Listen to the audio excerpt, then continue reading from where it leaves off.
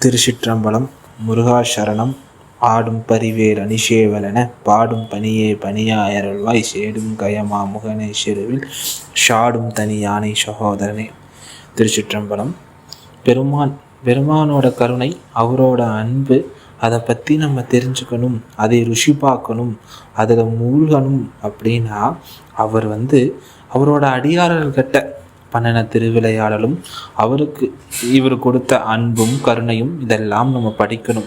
பெருமானை பற்றி நல்லா தெரிஞ்சுக்கணும்னா முதல்ல நம்ம தெரிஞ்சுக்க வேண்டியது அவரோட அடியார்கள் தான். எப்படி சிவபெருமானுக்கு 63 நாயன்மார்களும் அதை சொல்லும்படி பெரிய புராணம் அப்படின்னு ஒரு நூல் இருக்கோ, அதே மாதிரி நம்மளோட முருகனுக்கும் நம்ம முருக அடியார்களுக்கும் ஒரு நூல் உண்டு, செய்தொண்டர் புராணம். இந்த செய்தொண்டர் புராணத்தை நமக்கெல்லாம் கொடுத்தவர், அருளியவர் யாருன்னா தேனூர் வரகுவி சொக்கலிங்கனார். அவர் இந்த நூலை கொடுத்தார். பிறகு அவரோட வம்சாவளியரான செய்தொண்டர் மாமணி திருநாவுக்கரசர் ஐயா இதை உலகெங்கும் கொண்டு வர முயற்சிட்டிருக்கார். அவர் 2022 ஒரு ஆலயம் எழுப்பி செய்தொண்டர்களுக்காக அதையும் வைத்து வழிநடத்தி கொண்டு இருக்கிறார். இன்றைய தினம் அவர் நம்ம கூட இணைந்திருக்கார். இந்த நிகழ்ச்சியில் அவர் கூட நம்ம சேர்ந்து பயணிக்க உள்ளோம். இந்த நிகழ்ச்சியை தொகுத்து வழங்க நமது சபை சார்பாக எழுத்தாளர் சுபஸ்ரீ பக்தவக்ஷலம் கோயம்புத்தூர் அவங்க இணையிறாங்க. நம்ம இந்த நிகழ்ச்சியில் பெருமானை பற்றியும் பெருமானோட அடியார்களை பற்றியும் விரிவாக காணலாம். வாங்க. ஐயா, திருச்சிற்றம்பலம். முருகாச்சரணம். அம்மா வணக்கம். ஐயா வணக்கம். பாத்தீங்கன்னா ஐயா, தேனூர் வரகவி வேசே சொக்கலிங்கனார செய்தொண்டர் புராணம் போல ஆன்மீகம் மணக்கும் பல நூல்கள் எழுதியவராகவும் மட்டும்தான் நம்ம மக்களுக்கு தெரியும். ஆனா அதை தாண்டி உங்க பார்வையில ஐயாவை பற்றி சில வார்த்தைகள் எங்களுக்காக. முருகாசரணம். வித்தாம் முருகன் திருவருளால், முத்திக்கு வித்தாம் முருகன் திருவருளால் சித்தி பல அடைந்த செய்தொண்டர் சேவடியை பக்தியோடு போற்றி பலவாறு உபசரித்து கொத்து இட்டு உளமகிழ்வார் கோடானு கோடிவேர் என்ற பாடலோடு இந்த நிகழ்ச்சி தொடங்குகிறது. இது பாத்தீங்கன்னா நம்ம வரகவி தேனூரார் நம்மளுடைய அருள்நாதனுடைய வரலாற்றை சொல்லும் பொழுது இந்த 4 வரி பாடலை பாடியிருக்கிறார். அத பார்க்கும் பொழுது இந்த முருகன் அடியார்களுடைய புகழ் ஓங்கும் அப்படிங்கிறது தான் இந்த பாடல் நமக்கு உணர்த்ததாக அடியனுக்கு இந்த நாயனுக்கும் தெரிகிறது. அந்த வகையில அம்மா நீங்க என்ன கேள்வி கேட்டிருக்கீங்க? அதாவது அப்ப தேனூரார நமக்கு எப்படி தெரியும்னா, செய்தொண்டர் புராணம் போல ஆன்மீகம் மணக்கும் பல தமிழ் நூல்கள் எழுதினவரா தெரியும் இல்லையா? அதை தாண்டி ஐயாவை பத்தி சில வார்த்தைகள் எங்களுக்காக. முருகா முருகா. நம்மளுடைய வரகவி அவருடைய தாயாரும் தந்தையாருமே மிகச்சிறந்த முருகன் அடியார்களாக வாழ்ந்திருக்காங்க. அதன் அடிப்படையில அவர்களுக்கு இந்த தேனூரார் வரப்பெற்றார். அவர் மலேசியாவில் வாழ்ந்த காலத்துல அவருக்கு சூளை நோய், அப்பர் சுவாமிகளுக்கு சூளை எப்படி ஏற்பட்டதோ அதே போல இந்த தேனூராருக்கும் சூளை நோய் ஏற்பட்டு ரொம்ப அவதியுற்று இருக்கும் காலத்துல அவருக்கு அவருடைய பிறந்த மண்ணில் இருக்கக்கூடிய மகா செம்பத்கவரி உடனாய மகா நந்திகேஸ்வரருடைய திருக்கோயில் சந்தன காப்பு பிரசாதம் மலேசியாவிற்கு அனுப்பப்பட்டு அதை உட்கொண்ட பிறகு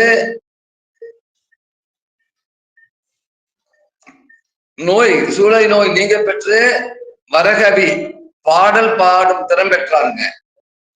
இது அம்பிகையின் அருளால் அவருக்கு கிடைத்த பெரிய பாக்கியம். இந்த வரகவி சொக்கலிங்கனார் எந்த கல்லூரியிலையும் போய் தமிழ் நூல் பயிலல. சாதாரண ஒரு மாணவர். அப்பேற்பட்ட ஒரு மகானுக்கு அம்பிகை ஆட்கொண்டு கவி பாடும் திறன், வரகவி நினைத்த மாத்திரத்திலே கவி பாடும் திறன் பெற்றாருங்கம்மா. ரொம்ப அருமை அருமை. நிஜமாவே வந்து கேட்கும் போதே ரொம்ப மெய் இருக்குது எங்களுக்கெல்லாம்.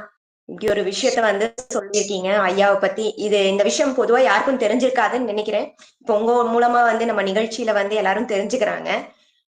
அடுத்த கேள்வி என்னன்னாங்க ஐயா, தேனூரார் எழுதியதுல வந்து சுந்தரர் உலாவும் செய்தொண்டர் புராணமும் பாத்தீங்கன்னா வந்து ரொம்ப பிரசித்தி. அதை தாண்டி ஐயா எழுதினதுல வந்து இந்த சில படைப்புகளை வந்து படிக்கணும், மக்கள் வந்து கண்டிப்பா தெரிஞ்சுக்கணும்னு நீங்க நினைக்கிற படைப்புகள் எது, ஏன்? வரகவி தேனூரார் வந்துங்க அவர் இயற்றிய நூல்கள்லயே மிக சிறந்த நூல் வந்து பாத்தீங்கன்னா இந்த சுந்தரமுத்து சாமிக்கு அருளிய சுந்தரர் உலா. அதை தாண்டி நால்வருக்கு அந்தாதி சொல்லியிருக்காங்க. திருத்தொண்டர்களுக்கு போற்றி கலியம் தான் பாடியிருக்காங்க. அது மட்டுமல்லாது நம்மளுடைய இதெல்லாம் அவரு இந்த செய்தொண்டர் புராணத்துக்கு முன்னாடியே அருளியிருக்காங்க. நால்வருக்கு அந்தாதி சொல்லியிருக்காங்க. இதெல்லாம் வெளியே தெரியவே இல்லை. நால்வருக்கு அந்தாதி, நால்வருக்கு அந்தாதி, திருத்தொண்டர் போற்றி கலியன்பா, சுந்தரமூர்த்தி சாமிகளுக்கு உலா, அப்புறம் இன்னும் பல நூல்கள் நமக்கு கிடைக்கல. அது போல தேசிய சமரச கீதம் ஒண்ணு பாடியிருக்காங்க, அதுவும் நமக்கு கிடைக்கல. இந்த தேசிய சமரச கீதம் மட்டும்தான் நமக்கு கிடைக்கல. மித்த நூல்கள்லாம் நம்ம கையில இருக்குது. அதெல்லாம் நம்ம சபை வந்து வெளியில கொண்டு வர போறோம். ஒரு நம்ம வந்து இப்ப பாத்தீங்கன்னா சுந்தரமூர்த்தி சாமி உலாவும் செய்தொண்டர் புராணமும் செய்தொண்டர் தொகையும் காமாட்சியம்மன் தோத்திர மஞ்சரியும் மறு வெளியீடு வந்திருக்குது. அது போல முருகூர் சிவத்தோத்திர திரட்டு அப்படின்னு ஒரு நூல் பாடியிருக்காங்க சிவபெருமான் மேல. அதெல்லாம் மறுபதிப்பு ஆகியிருக்குதுமா. ஆனா மக்கள் வந்து இந்த சுந்தரர் உலா 101 பாடல்களை பாடணும், படிக்கணும். அது மிக ஆற்றல் மிகுந்த நூல்மா. நிஜமாங்க ஐயா, நீங்க சொல்லிதான் இவ்வளவு நூல்களும் அவர் எழுதியிருக்கிறாருன்னு தெரியும். அதாவது இதுல பிரசித்தியான நூல்கள் தான் மக்கள் கிட்ட போய் சேருது. அதை தாண்டி நிறைய நூல்கள் எழுதியிருக்கிறாங்க நம்ம ஐயா. பட் அதுவும் போய் சேரணுங்கிறது வந்து எங்களுடைய தாழ்வான கோரிக்கை. அதனாலதான் நாங்க இந்த கேள்வியை முன்வைத்தோம். நாங்க எங்களுக்கும் தெரிஞ்சுக்கணும் ஐயா என்னெல்லாம் இதை தவிர்த்து வேற எதை எழுதியிருக்கிறாருன்னா அந்த பிரசித்த பெற்ற நூல்களை வந்து படிக்கிறதுக்கு எங்களுக்கு ஒரு வாய்ப்பு, தெரிஞ்சுக்க எங்களுக்கு ஒரு வாய்ப்பு. அடுத்துங்க ஐயா, முருகப்பெருமானோட புகழ் பாடுற பல நூல்கள் வந்து 11 திருமுறைகளா வகுத்து திருப்புகழ் உட்பட பல நூல்களுக்கு உரையும் எழுதியிருக்கிறார் நம்ம தணிகைமணி ஐயா, இல்லைங்களா? சோ அப்படி இருக்கும்போது ஆனா 12வது திருமுறையான செய்தொண்டர் புராணம் மாதிரி ஒரு நூலை வந்து எழுத மட்டும் அவர் வந்து நம்ம வரகவியார நாடியது என்ன காரணமா இருக்கும்? முருகாசரணம். நம்மளுடைய செங்கலராய பிள்ளை அவர்கள் அவருடைய தகப்பனார் வாசு சுப்பிரமணிய பிள்ளை அவங்க தான் 1871 ஆண்டுல சிதம்பரத்துல இருக்கும் பொழுது நம்மளுடைய நீதி துறையில நீதிமானா இருக்கும் காலத்துல திருப்புகழ் ஒன்று இருப்பதாக அவருக்கு செய்தி வந்தது. அதை தொடர்ந்து ஆராய்ச்சி பண்ணி திருப்புகளை வந்து தேடி கண்டுபிடிச்சு அதை நூலாக்கிய பெருமை நம்மளுடைய செங்கல்வராய பிள்ளையினுடைய தகப்பனாரை சாரும். அந்த வகையில நம்மளுடைய செங்கல்வராய பிள்ளை அவர்கள் மிகச்சிறந்த முருகபக்தர். அவருக்கு மிக ஒரு ஆர்வம் ஏற்பட்டு, அவருக்கு ஒரு எண்ணம் ஏற்பட்டு, சிவபெருமானுக்கு 12 திருமுறைகள் இருக்கும் பொழுது எம்பெருமானுக்கு 12 திருமலைகள் இருக்கும் பொழுது ஏன் சேயாகிய முருகனுக்கு 12 திருமுறைகள் இருக்கக்கூடாது என்ற எண்ணம் உதித்தது. அதன் அடிப்படையில தான் செங்கல்வராய பிள்ளையினுடைய பெரும் முயற்சி. அவங்கதான் முதல்ல நம்மளுடைய திருப்புகழுக்கு உரை தந்தவங்க. அப்பேற்பட்ட ஒரு மகான் இந்த முருகவேலுக்கு 12 திருமுறை இருக்கணும், இல்லாம இருக்காதுங்கிற அடிப்படையில அவங்க 1940 வாக்குல முடிவு எடுக்கிறாங்க, அதை ஆராய்ச்சி பண்றாங்க, வகுத்து பார்க்கறாங்க. அவங்க வகுத்து பார்க்கும் பொழுது திருப்புகளை முதல் 7 திருமுறையா வகுத்து கொண்டு வந்தாங்க, தேவாரத்துக்கு இணையா. அதே போல திருவாசகத்துக்கு இணையா கந்தரோட அலங்காரமும் அந்தாதியும் 8ஆம் திருமுறையாக வகுத்து கொடுத்தாங்க. திருவகுப்பு 9வது திருமுறையா முருகவேல் 12 திருமுறையா வகுத்து கொடுக்குறாங்க. திருமந்திரத்திற்கு இணையா கந்தர் அனுபூதிய கொண்டுட்டு வராங்க 10ஆம் திருமுறையா. நமக்கு சைவ திருமுறையில 11ஆம் திருமுறை இருப்பது போலவே நம்ம கௌமாரத்திலையும் நம்மளுடைய முருகவேல் செய்தொண்டருடைய முருகவேல் 12 திருமுறையில 11ஆம் திருமுறையா கல்லாடம் மிச்சம் அருளிய அருளாளர் நூலெல்லாம் 11வது திருமுறையா வகுத்து கொண்டு வந்துட்டாங்க. அவருக்கு கிடைச்சது 11 திருமுறையா. திருத்தொண்ட தொகை போல சுந்தரமூர்த்தி சாமிகள் அருளிய திருத்தொண்ட தொகை போல செய்தொண்ட தொகை ஒண்ணு இருக்கணும். ஆனா இல்ல, எல்லா நூலகத்தையும் தேடி பார்க்கறாங்க. கன்னிமரா முதற்கொண்டு அனைத்து நூலகத்தினுடைய ஓலைச்சுவடிகள்லாம் ஆராய்ச்சி பண்ணி பார்க்கும் பொழுது அவருக்கு கிடைக்கல. அதே போல திருத்தொண்டர் புராணம் இருப்பது போல செய்தொண்டர்களுக்கு புராணம் இருக்கணும். அந்த வகையில் பார்க்கும்போது அதுவும் கிடைக்கல. இவருக்கு இந்த 11 திருமுறை வகுத்து கொண்டு வந்தார். 12ஆம் திருமுறையா திருத்தொண்டர் புராணம் போல செய்தொண்டர்களுக்கு புராணம் இல்லை, யாரும் அருளவில்லை. கந்தருக்கு புராணம், கந்த புராணம் இருப்பது போல செய்தொண்டர்களுக்கு புராணம் யாரும் அருளில்லை. கந்த புராணம் இருக்குது, ஆனா செய்தொண்டர்களுக்கு புராணம் இல்லை. அவரும் ஆராய்ச்சி பண்ணி பார்த்தாங்க. கிட்டத்தட்ட 2 ஆண்டுகள் ஆராய்ச்சி பண்ணி பார்த்து மிக கவலையிலே இருக்கிறார். ஆனால் அவர் நினைத்திருந்தால் அவரே எழுதியிருக்கலாம் இந்த செய்தொண்டர் புராணத்தை. ஏன்னா அவரு நம்முடைய சென்னை மாகாணத்துடைய முதல் தமிழ் மாணாக்கர், கல்லூரியினுடைய முதல் மாணாக்கர்னு நம்ம புத்தகத்தெல்லாம் படிச்சு பார்த்திருக்கோம். அந்த வகையில அவரு அதை எழுத முயற்சிக்கல. அவருக்கு மிகப்பெரிய கவலை ஏற்படுது. சுவாமிக்கு 11 திருமுறை கிடைச்சே, 12 திருமுறை இல்லையே, இருந்திருந்தால் முற்று பெற்று விடுமே அப்படிங்கிற மிக கவலையோட இருக்கிறார். அந்த காலகட்டத்துல தருணத்துல நம்மளுடைய வரகவி, தேனூர் வரகவி சொக்கலிங்கனாரை அருளிய சுந்தரமூர்த்தி சாமிகளுக்கு அருளிய சுந்தரர் உலா யாரும் ஒரு நபர்கள் மூலமா, நண்பர்கள் மூலமா, அடியார் மூலமாக அந்த உலா நூல் அவருக்கு கைக்கு கிடைக்குது. அதை வாங்கி படிச்சு பார்க்கிறார்.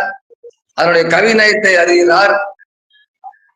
அதனுடைய நூலினுடைய தன்மையை புரிந்து கொண்டு இந்த முருகவேலுக்கு உரிய 12வது திருமுறை செய்தொண்டர்களுக்கு புராணம் அருளக்கூடிய மிகப்பெரிய பாக்கியம் இந்த தேனூராருக்கு தான் இருக்குது என்பதை உணர்ந்து அவர் உடனடியாக கடிதம் மூலமாக துறையூர் மாநகரில் வாழ்ந்து கொண்டிருந்த நம்மளது வரகவி தேனூர் வரகவி சொக்கலிங்கனாரை கடித தொடர்பில் மூலம் தொடர்பு கொள்கின்றார்.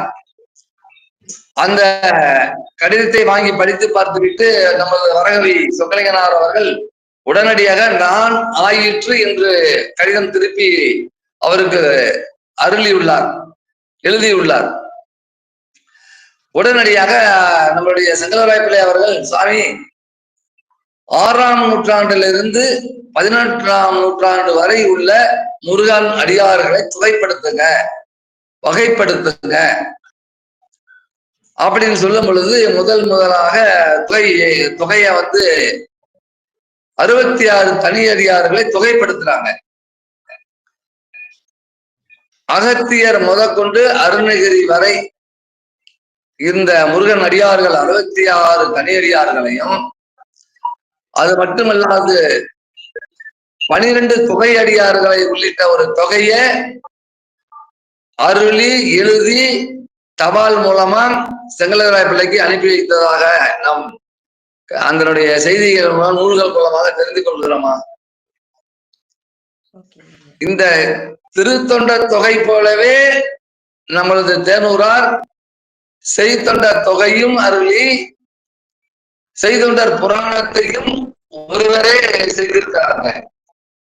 ஆனா திருத்தொண்டர் செய்தொண்டர் தொகையை அருளி ஒரு வருடம் கழித்துத்தான் செய்தொண்டர் புராணம் எழுத ஆரம்பிச்சிருக்காங்க. அத நம்ம செங்கலராய பிள்ளையுடைய கடிதத்துல படிச்சு பார்க்கும்போது தெரியுது, சுவாமி நீங்க தொகை அருளிட்டீங்க, புராணம் கொடுத்தீங்கன்னா எழுதி தந்தீங்கன்னா இந்த முருகவேலுக்குரிய 12வது திருமுறை முற்று பெறும் அப்படின்னு வேண்டுதலுக்கு நாங்க வரகவி பல ஊர்களுக்கெல்லாம் சென்று அடியார்கள் வாழ்ந்த பூமியெல்லாம் கண்டுபிடித்து அவங்களுடைய வரலாற்றை எல்லாம் உள்வாங்கி அதை மீண்டும்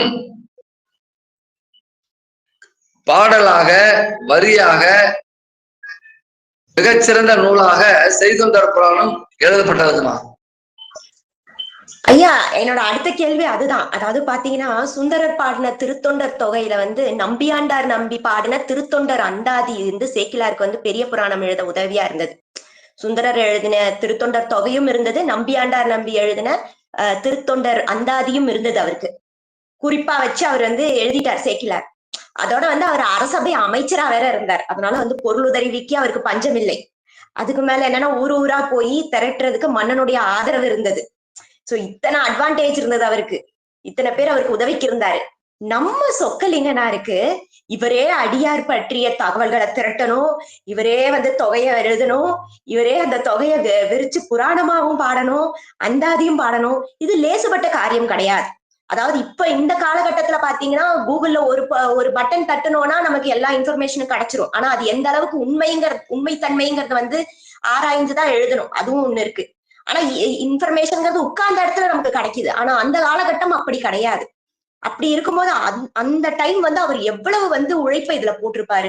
இதுக்கு பின்னாடி உள்ள உழைப்பை பற்றி சொல்லுங்க ஐயா. வரகவி தேனூரார் துறையூர் மாநகர்ல ராமஜெயம் என்ற அரிசி ஆலையினுடைய நிறுவனரா ஒரு உரிமையாளரா இருந்தார் என்று அவருடைய அந்த எழுதும் பொழுது அந்த மேல சீல் கட்ட போட்டிருப்பாரு, பார்த்திருக்கேன். சீல் வச்சுதான் செங்கலராய பிள்ளைக்கு தபால் அனுப்பியிருக்காங்க. அவளை பணியும் விட்டு இரவு பகலாக, அன்றைய தினம் நமக்கு கரண்ட் வசதி எல்லாம் இல்ல, வெறும் விளக்கு தான். அந்த காலகட்டத்திலேயே நிறைய ஊர்களுக்கெல்லாம் போயிருக்காங்க. போய் தான் செய்தியை உள்வாங்கி இருக்கணும். உள்வாங்காம நம்ம ஒரு அடியாருடைய செய்தியை உள்வாங்கித்தான் புராணம் எழுதியிருப்பாருங்கிறது எங்களுடைய கருத்தா தெரியுது. ஆனா அதை விட மேன்மை என்ன அப்படின்னா, சேக்கிலார் தெய்வ சேக்கிலார் அரசவை அமைச்சராக இருந்தார். நமது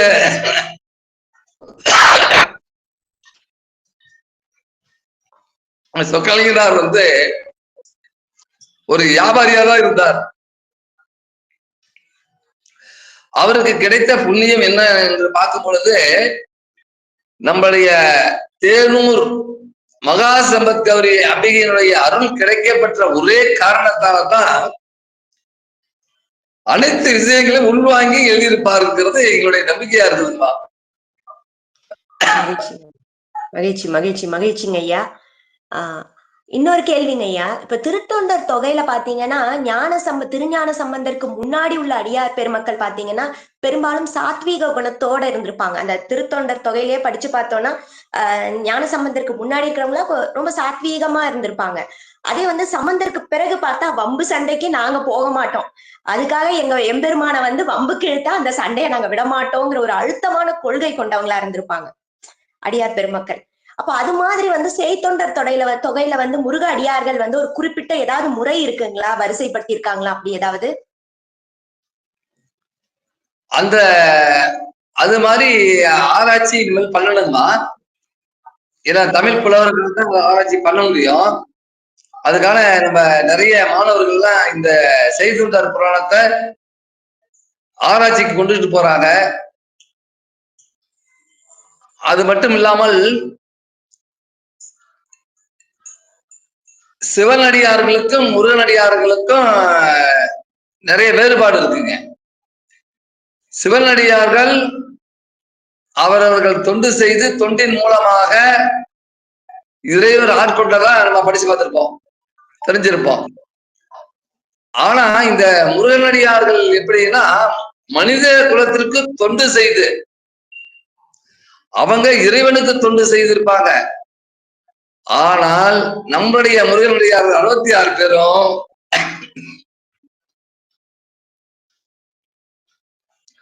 மனிதகுல மேம்பாட்டுக்காக, மனிதனுடைய நோய் தீர்ப்பதற்காக, மனிதகுல மேம்பாடு அடைவதற்காகத்தான் அவங்க அந்த தொண்டை மேற்கொண்டு முருகனை அடைந்திருப்பாருன்னு என்னுடைய நம்பிக்கைங்கம்மா. பாலதேவராய சாமிகளாக இருக்கட்டும், நம்மளுடைய பாமன் சாமிகளாக இருக்கட்டும், இப்படி முருகன் அடியார்கள் பாத்தீங்கன்னா இதுதான் நம்ம மேற்கொண்டு இருக்கிறதா என் மனசுக்கு படுதுங்க. அப்ப பாலதேவராய சாமிகள் வந்து கந்த சஷ்டி கவசம் பாடும் பொழுது இந்த மனிதகுல மேம்பாட்டுக்கு தான் பாடியிருக்காங்க அப்படிங்கிறது எனக்கு என்னுடைய சிஸ்டருக்கு தெரியுதுங்கண்ணா. சிவனடியார்களுடைய தொண்டு வேற, முருகனடியார்களுடைய தொண்டு வேற.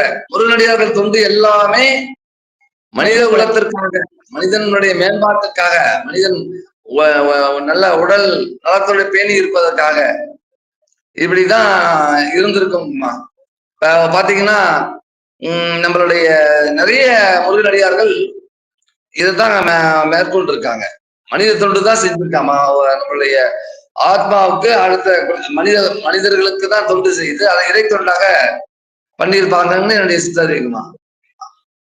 சரிங்க ஐயா, மகிழ்ச்சி மகிழ்ச்சி மகிழ்ச்சி. இதே மாதிரி கூடிய சீக்கிரம் இது போல நிறைய ஆராய்ச்சிகள் நம்ம செய்தொண்டர் தொகையில மேற்கொண்டு அதோட முடிவுகளை வந்து நாங்க வந்து எதிர்பார்த்துக்கிட்டு இருக்கோம். அடுத்து என்னங்கன்னா ஐயா, இந்த செய்தொண்டர் புராணம் வந்து முதலா எப்படி வெளியிடப்பட்டது? இப்போ இந்த படைப்பை வாங்கி படிக்கணும்னு விரும்புற அன்பர்கள் யார அணுகணும்? ஏதாவது பதிப்பகம் வச்சிருக்கீங்களா, இல்ல ஏதாவது பதிப்பகத்தோட நம்ம டைப் ஏதாவது வச்சிருக்கோமா வெளியிடுறதுக்கு? அதோட நீங்களும் ஒரு படைப்புக்கு வந்து மூலமும் முறையும் எழுதிக்கிட்டு இருக்கீங்கன்னு கேள்விப்பட்டோம். அதை பத்தியும் கொஞ்சம் சொல்லுங்க ஐயா.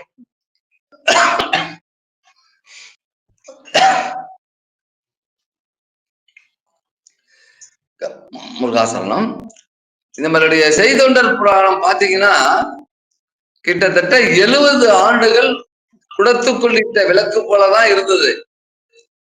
இந்த முருகவேல் 12 திருமுறை இருப்பதோ, முருகவேலுக்கு உரிய நம்மளுடைய அடியாருக்கு செய்தொண்டர்களுக்கு புராணம் இருப்பதோ 70 ஆண்டுகள் வெளியே வரல.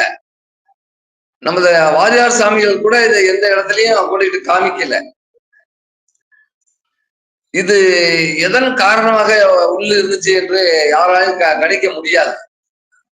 அந்த வகையில 2010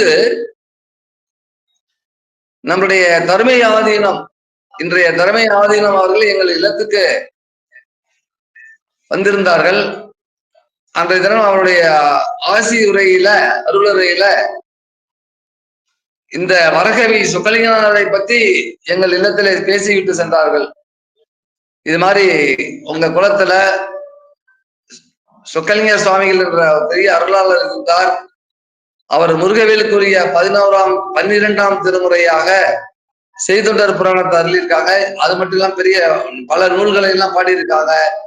அப்படிங்கிற செய்திய 2010 எங்க இல்லத்துல வந்து சொல்லிட்டு நம்ம விழாவுக்கு வந்த சமயத்துல நம்ம தருமை ஆதீனம் சொன்னதுக்கு பிறகுதான், ஆகா இவ்வளவு பெரிய செய்தி, இவ்வளவு பெரிய ஒரு பெரும் பாக்கியம் படைத்த நம்ம இந்த வேளாளர் குலம் எப்படி மறந்தது என்று தெரியவில்லை என்ற கவலையுற்று அதை ஆராய்ச்சி செய்து பல நூல்களை எல்லாம் தேடி சென்று கண்டுபிடித்து அதனை முதலாக 2011 2009 வந்து சுந்தரமத் சாமிக்கு 9-10 காலகட்டத்துல சுந்தரருடைய உலாவை திரு ஆனைக்கா பூமியில மண்ணில வெளியிட்டோம். அதன் தொடர்ச்சியாக 2011 திருச்சி மாநகர்ல யானை மேல் வந்து இந்த முருகவேல் 12 திருமுறையும் எழுந்தருள செய்து ஊர்வலமாக வந்து இந்த செய்தொண்டர் புராணம் மறு நூல் 70 ஆண்டு கழித்து தான் மறு பிரதி அச்சுக்கு வந்ததுங்கம்மா. அதன் பின்னாடிதான் பல இந்த தேனூராருடைய புகழ் வெளியே வந்தது. அதை தொடர்ந்து இப்ப கிட்டத்தட்ட ஒரு 500 பிரதிகள் நம்ம தமிழகத்துல அங்காங்கே நம்மளுடைய செய்தொண்டர் புராணம் இல்லம் தோறும் இருக்கிறதுக்கான வாய்ப்புகள் உண்டாக்கி இருக்கோம். அது மட்டும் இல்லாமல் இந்த செய்தொண்டர் புராணத்தை வந்து ஏன்னா இந்த முருகவேலுக்குரிய 11 திருமுறை தென்னிந்திய சைவ சித்தாந்த நூல்பதிப்பு கழகர் ஆழ்வார்பேட்டையில தான் இருந்தது. அவங்களுடைய தொடர்பு கொண்டுதான் அவங்கள வச்சுதான் இந்த செய்தொண்டர் புராணத்தை முதல் பிரதி பண்ணோம். இன்னமும் அவங்கதான் பண்ணிக்கிட்டு இருக்காங்க, வேற யாரும் பண்ணல. ஆனா வேற யாரும் பண்ணலாம், இது நாட்டுடைமை ஆக்கப்பட்ட நூல், யாருக்கும் என்று உரிமை யாருக்கும் இல்லைங்க. அந்த வகையில 11க்கு அப்புறம் கொஞ்சம் கொஞ்சம் நூல் வந்துகிட்டே இருக்குமா. அடுத்தபடியாக நம்மளுடைய செய்தொண்டர் புராணத்திற்கு மூலமும் உரையும் ரெடி ஆயிடுச்சு, எழுதி ஆயிடுச்சு. திருச்சியை சார்ந்த அங்கப்பன் பேராசிரியர் அவர்கள் நம்மளுடைய செய்தொண்டர் புராணம் 3333 பாடல்களுக்கும் உரை தந்துட்டாங்க, எல்லாமே ரெடி ஆகிருச்சு. அந்த நூல் வந்து இப்ப எல்லாமே நம்மளுடைய குருமகா சன்னிதானங்களோட ஒரு 12 பேருக்கு இந்த நூல் கொடுத்துருக்கோம். அவங்களுடைய ஆசியுரை வந்த உடனே நூல் முற்று பெறும். மிக குறுகிய காலத்திலேயே மூலமும் உரையும் செய்தொண்டர்களுடைய புராணம் திருச்சி மாநகர்ல வெளியிடுவதற்கான காலம் வரப்போகிறது. அந்த காலகட்டத்துல நம்மளுடைய முருக பக்தர்கள் எங்கெங்கெல்லாம் இருக்காங்களோ அவ்வளவு பேரும் திரண்டு வந்து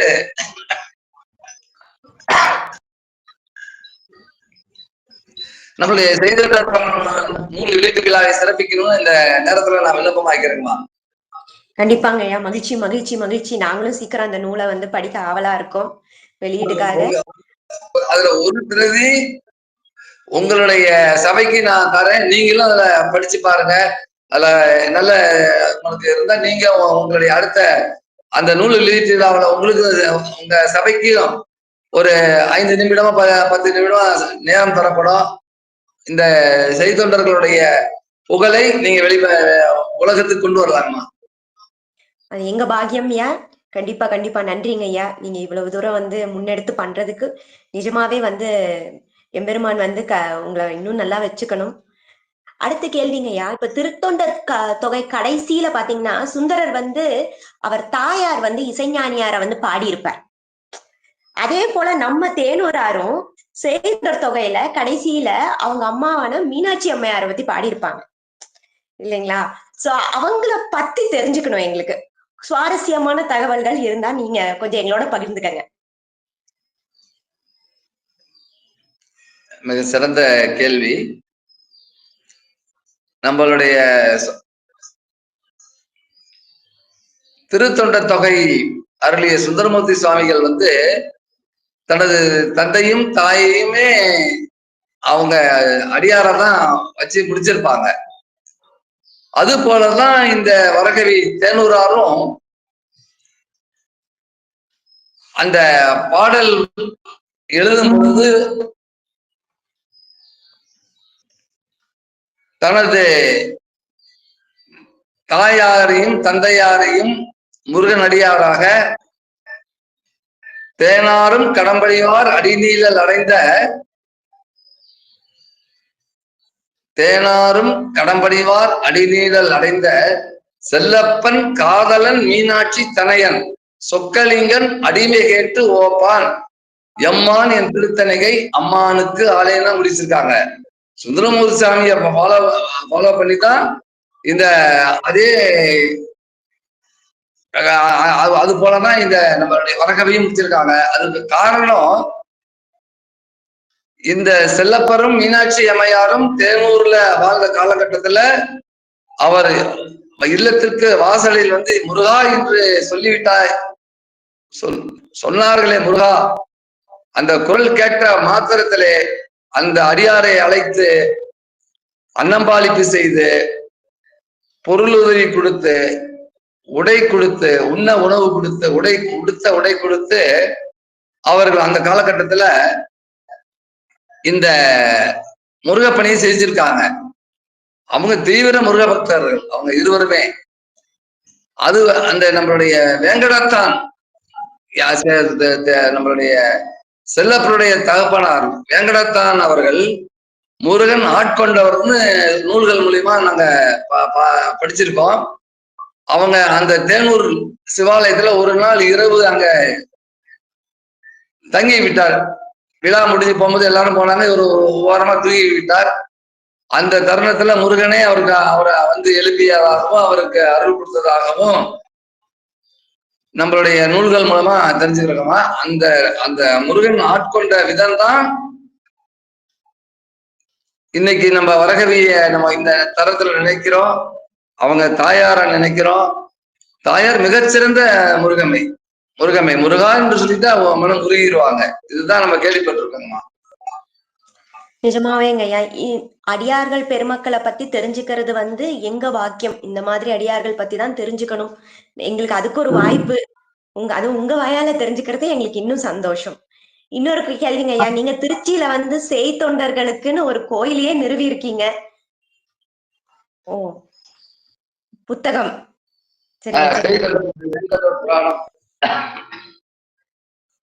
செய்தொண்டர் புராணம் கிட்டேயே வச்சிருக்கீங்க. நேர்காணலுக்கும் வந்துருச்சு செய்தொண்டர் புராணம். அம்மா கேளுங்கம்மா. நம்ம திருச்சியில வந்து செய்தொண்டர்களுக்குன்னு ஒரு பெரிய கோயிலையே வந்து நீங்க நிறுவி இருக்கீங்க. இந்த முன்னெடுப்புக்கான உந்துதல் என்னங்கய்யா? இந்த கோயிலோட சிறப்பை பத்தி சொல்லுங்க.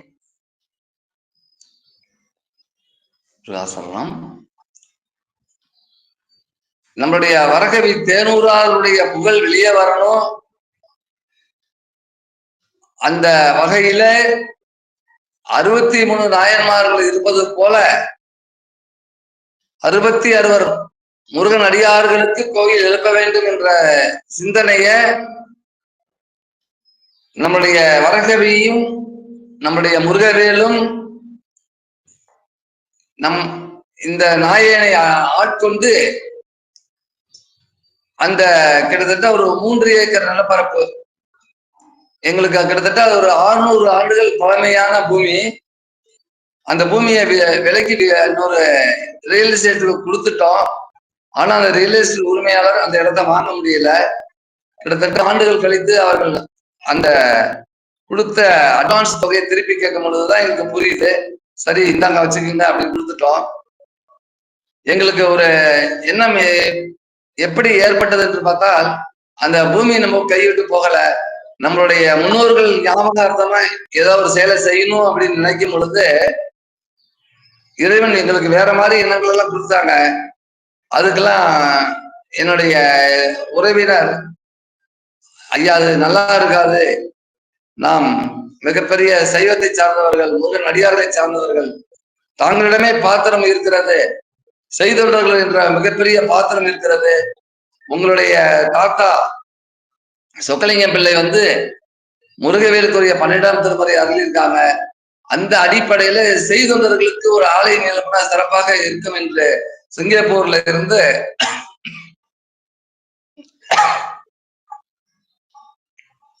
நமது உறவினர் கூறிய அடிப்படையில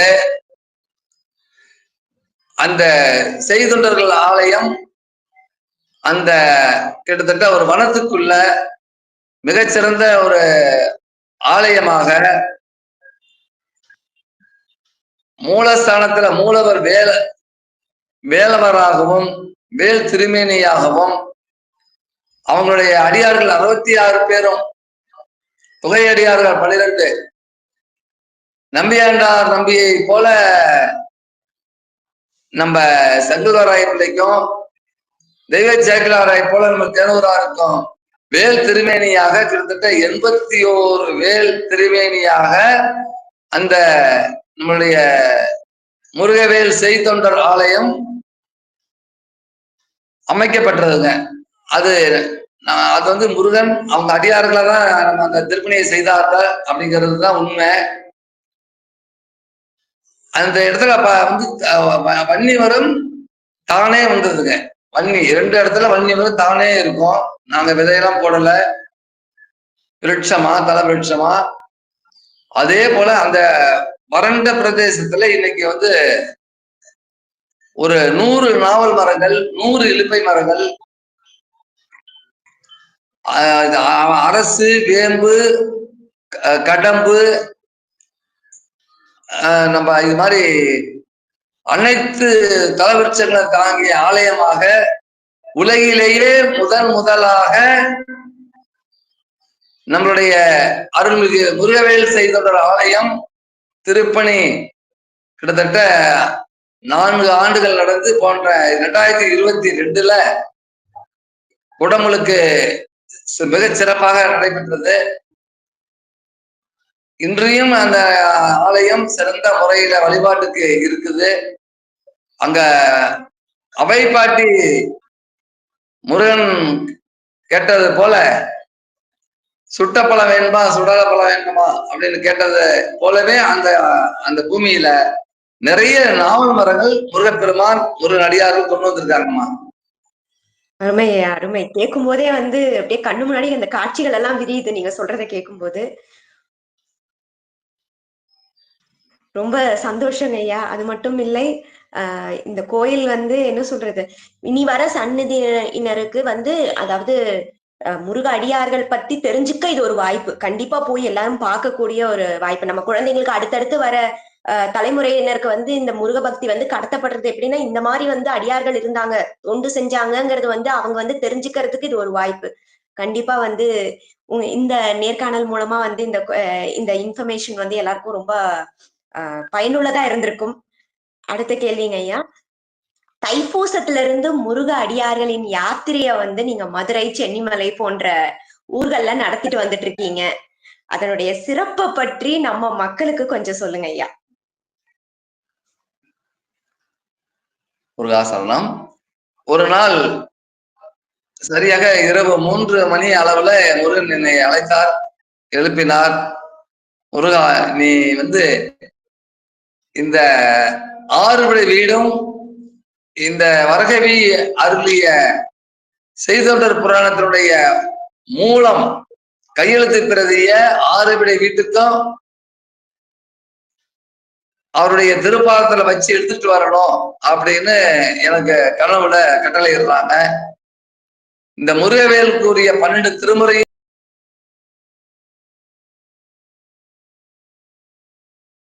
உங்க ஆன்மீக பணி மேன்மேலும் சிறக்க அந்த எல்லாம் வல்ல முருகக் கடவுள் கிருபை புரியணும். அதற்காக நாங்களும் சுவாமிய வந்து மனதார பிரார்த்தித்துக் கொள்கிறோம். எங்களை போன்ற வளர்ந்து வரும் யூடியூப் சேனலுக்கு, இணையவழி நேர்காணலுக்கு நீங்க தர முன்வந்து நன்றி சொல்லிக்கிறேன். உங்களோட கலந்துரையாடும் வாய்ப்பு கிடைத்ததுக்கு நாங்க பெருமைப்படுறோம். நன்றி. முருகாச்சரணம். திருச்சிற்றம்பலம். முருகாசரணம். நம்ம சபை சார்ந்த அனைத்து அடியார்களும் ஒரு நாள் நம்மளுடைய முருகவேல் செய்தொண்டர் ஆலயம் வந்து இருந்து ஒரு நாள் திருப்புகள் இசை அருளி, செய்தொண்டர் தொகை அருளி, செய்தொண்டர் புராணம் வரணும்னு ஒரு விண்ணப்பத்தை வைக்கிறோம். கண்டிப்பாங்க ஐயா. கண்டிப்பா கண்டிப்பா. நான் எங்க ஆசான் கிட்ட நாங்க போய் பேசுறோம். இதை பத்தி கண்டிப்பா இந்த இந்த விண்ணப்பத்தை நாங்க கண்டிப்பா கொண்டு போறோங்க. கண்டிப்பா ஒரு நாள் வந்து வந்து தரிசிக்க எங்களுக்கும் அது ஒரு வாய்ப்பு.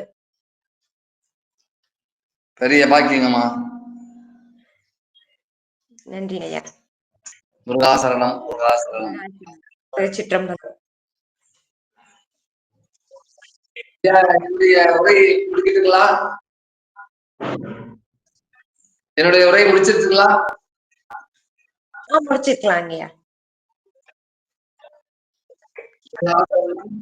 இந்த அரிய தருணத்தில் நம்முடைய முருகன் அடியார்களுடைய யூடியூப் சேனல் மூலமாக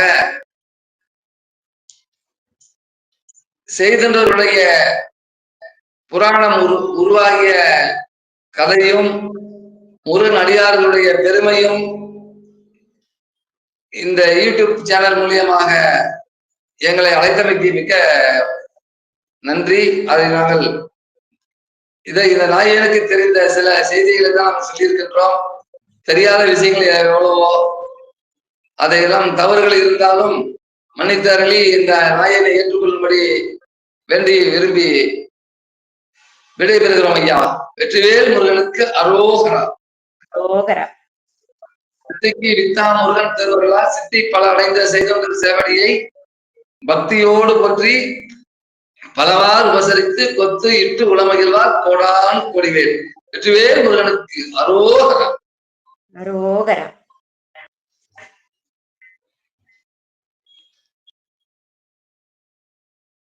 மகிழ்ச்சி மகிழ்ச்சியா.